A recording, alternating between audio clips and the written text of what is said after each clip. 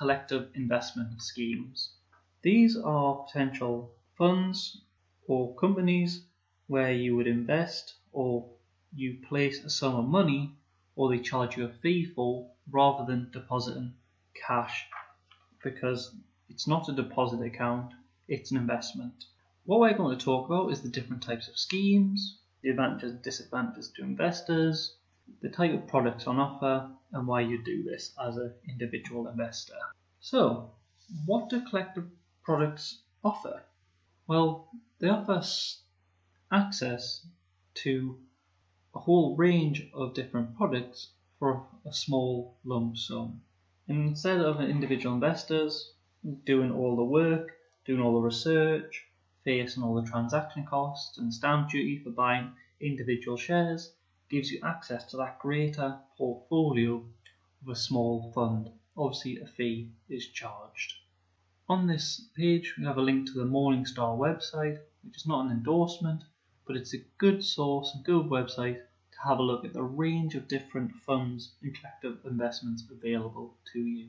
So, what are the advantages to investors? Well, the advantages start with time. It's very quick and easy to do. You simply sign up with the provider. If you do not want advice, then you can do a bit of research into the range of products or the range of collective investments they offer, then invest in it, and that's you done. What this gives you is economies of scale. Your money is collected and then collected with other people's money, and that cash is then invested into the product or the wider portfolio. So it gives you a greater degree of diversification. This is non-systematic risk, which is diverse. Market risk will always persist. Because you're paying money to a likes of a product, it will be managed by a subject specialist, and their expertise will be used when rebalancing. Thus, you don't need to do any of this research. And also, it removes the administration burden of doing lots of large-scale buying and selling of shares. Some disadvantages. Obviously, we need to understand what the fees are. There's a range of different fees you could face, which we'll quickly go through. As an investor, you have no control of the underlying. You simply give your money to a fund, and then it's really that fund is going to be dealing with the underlying portfolio, not yourself. Just because they're experts doesn't mean good performance. And with all investments, your capital is at risk, and it could go down as well as up. And these caveats will be explained to you by the investment fund. So there are many different types of costs. Noticeably, we kind of look at the annual management charge, which is the most frequently quoted one, where this could be a set rate and you're charged it regardless of performance. And this would make sense given they're taking all the administrative burden off you. There could be a total expense ratio, or you could get a reduction in yield. But there's a range of different fees. There may be performance charges, so the fund manager or the fund team may take a cut of the profits. So it's very important when looking at the different collective investments to look at what fees are, how they're quoted, and look at some of the examples they may provide on their website of how the fee structure works. So there is a few different structures that you can invest in. The first one's a unit trust, which can be open-ended and closed-ended. Closed-ended means that the fund size or the number of units is fixed. You can only buy into that fund if someone's willing to sell out. And open-ended means anybody can buy a unit, and that means the number of units grows. But importantly, these are bought and sold to the fund manager, not on a secondary market. You have open-end investment companies. You have investment trusts, which are closed-ended, which are actually companies. You invest in a company, and the company's business is to invest in other companies. And we have a few other different variations, which I'll explain individually. So, a unit trust. This is typically managed by a bank or an insurance company or an investment company, where you as an individual would buy a unit in that fund. And the value of that unit goes up and down depending on the value of the fund under management. The fund is managed day to day by the fund manager. It's their job to manage the fund, but it's also there to say what the objective is of the fund. The fund typically has a trustee, and it's their responsibility to own the asset and to manage the legal structure of the product. These, as I said, can be open-ended. That means more units can be added if the demand for that fund increases, but also the number of units could decrease. How do you work out the value? Well, essentially, they are little blocks. And these blocks, the value of these blocks go up and down depending on the value of the underlying assets. So for a formula, it's the market value of the assets under management divided by the liabilities of the fund. There's no secondary market, and each unit is worth the same. If you have more units, you have a larger investment into the fund than someone else who has little units. An open-ended investment company is very similar to unit trusts. Individuals tend to buy shares into this company, but these shares are similar to units sold by unit trusts. And these companies are bought from the investment manager and redeemed back to the investment manager. So unlike shares, which can be traded on a secondary market, they have to go back to the fund manager.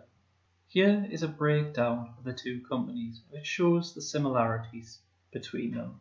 So on one side for the unit trust, you have a manager, and for the OEIC, you have a authorized corporate director. It's their responsibility for the objective, management, and the dealing.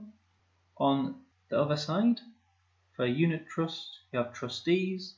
For the OEIC, you have depositories, and it's their job to look after the assets and obviously oversee the activities of the manager or the authorized corporate director. Investment trusts. Now this is a company that invests in companies.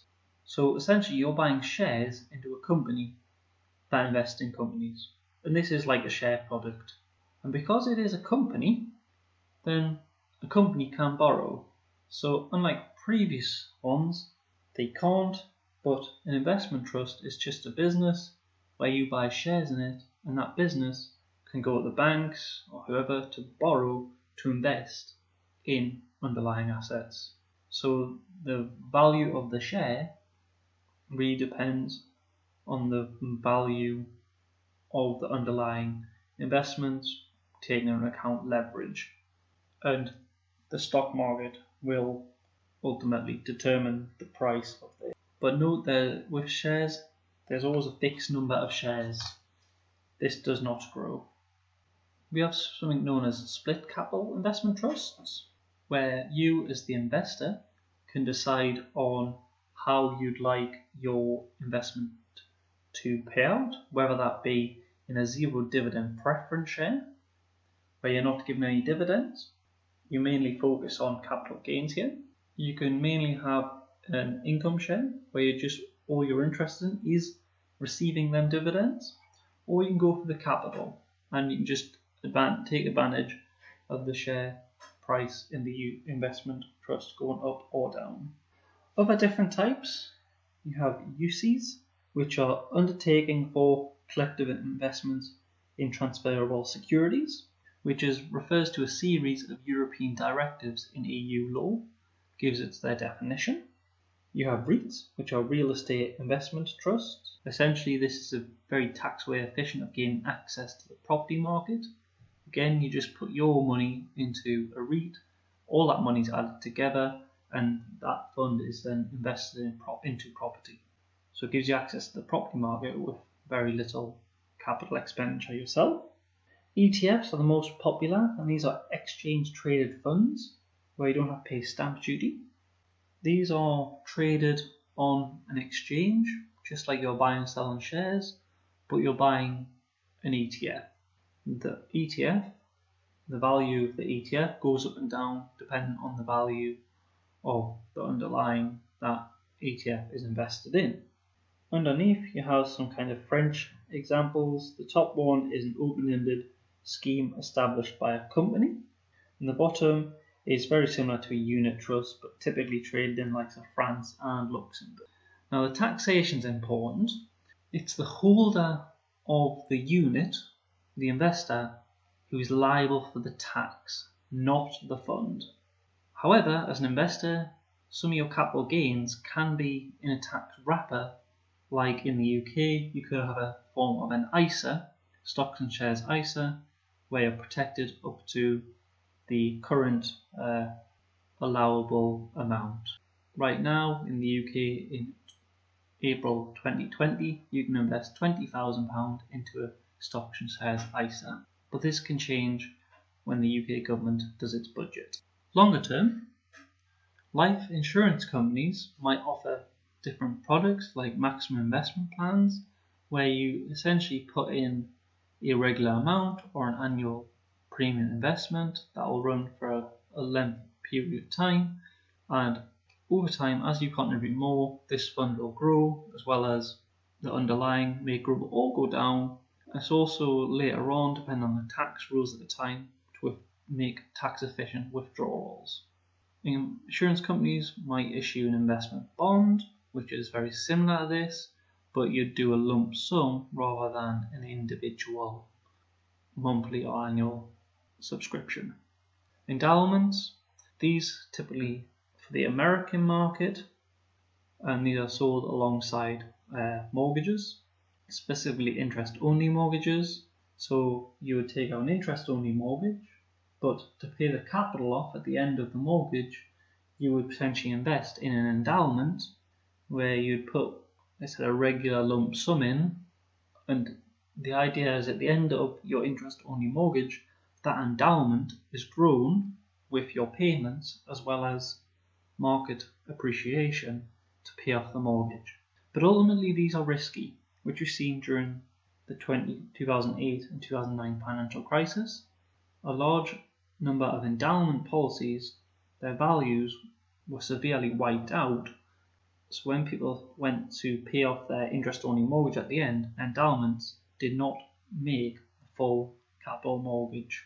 So there was a shortfall and customers had to either pay that cash or remortgage.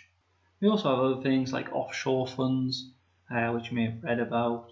Obviously, the reason behind this could be for tax efficiencies, but whenever investing offshore, think of the downsides such as consumer protection.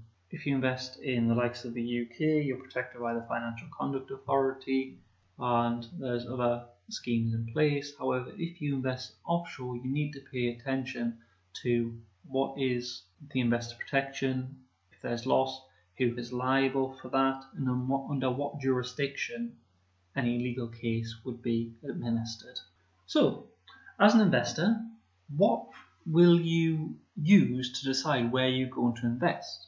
Now, there's lots of rationale behind this. You might want to do a lump sum payment and just let that sit and let it grow because they're longer term investments.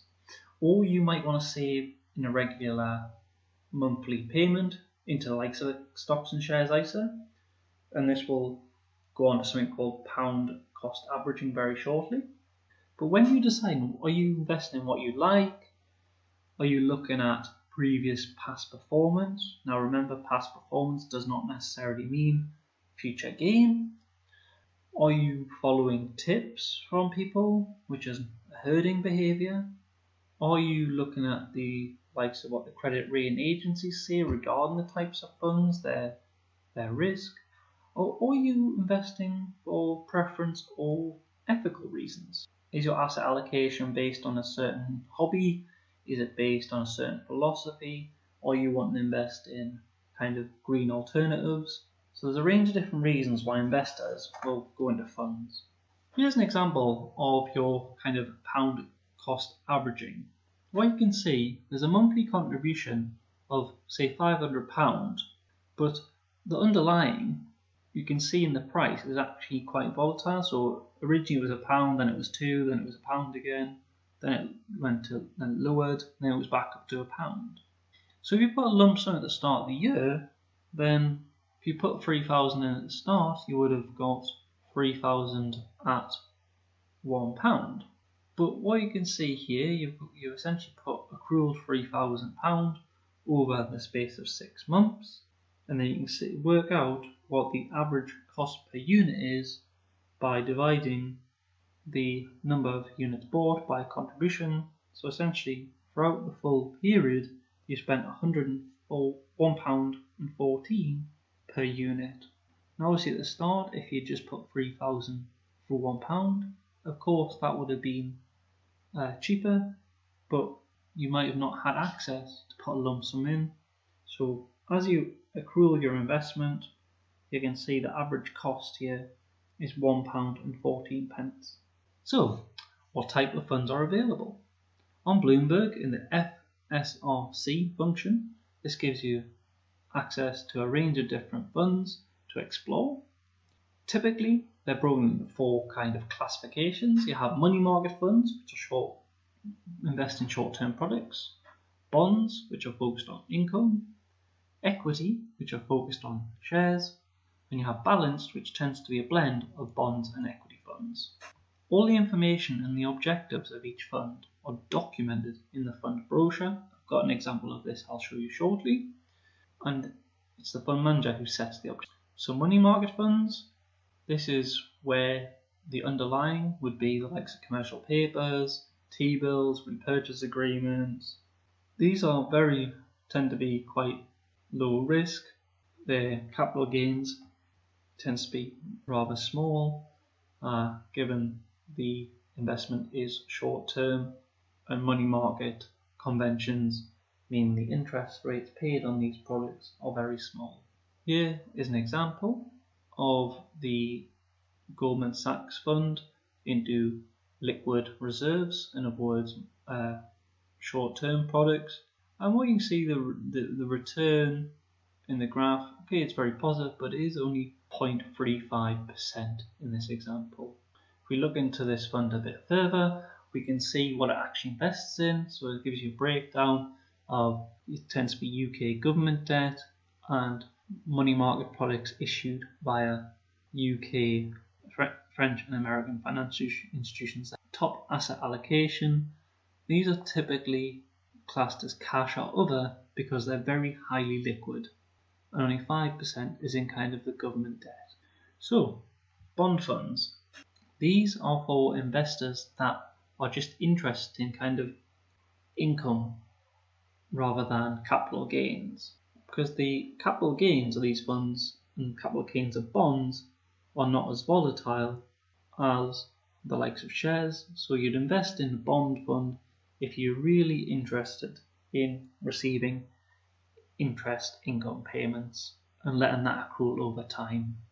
Again, you can invest a small amount of money and get access to a wider range of bonds than you would if you were to invest in individual bonds directly. These funds tend to be based on their credit rating. So you'd have investment grade funds which tend to invest in bonds that are BBB and above.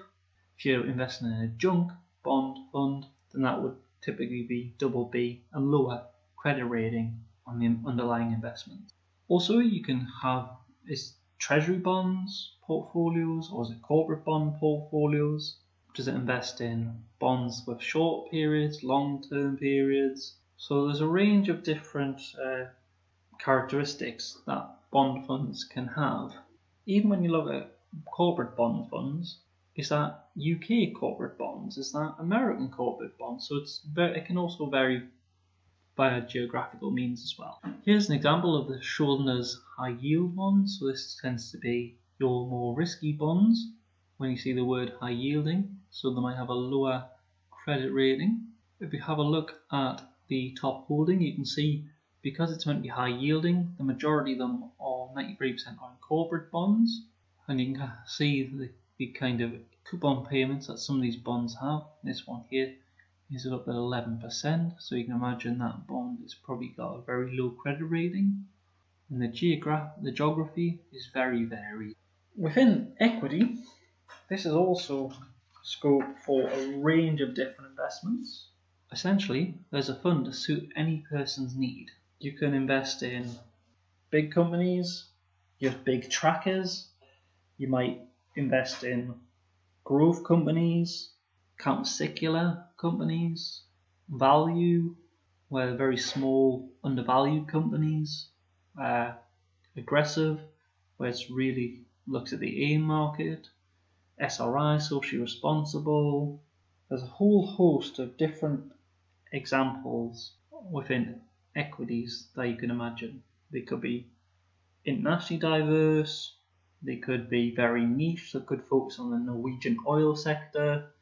So the scope for equity funds is very wide ranging. Here's just an example of a UK growth, which will invest in UK stocks.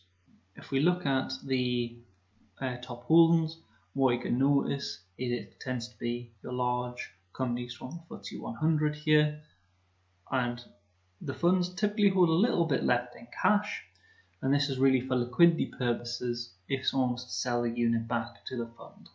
And lastly, you have balanced funds, which provides a split between shares and bonds within the portfolio. And again, there tends to be a fund to suit any need. One could be income focused, which focuses on coupons and dividends, or one could be on capital gains, which focus on bond appreciation and share appreciation. And again, there's different time horizons to invest in. Throughout this lecture, I hope we have covered a range of these topics. When it comes to looking at collective investments, it's best to explore the different products available in your core textbook in chapter 12. It covers a few of the theoretical points and a bit more information regarding the types of funds and their structures. And thank you for watching this video.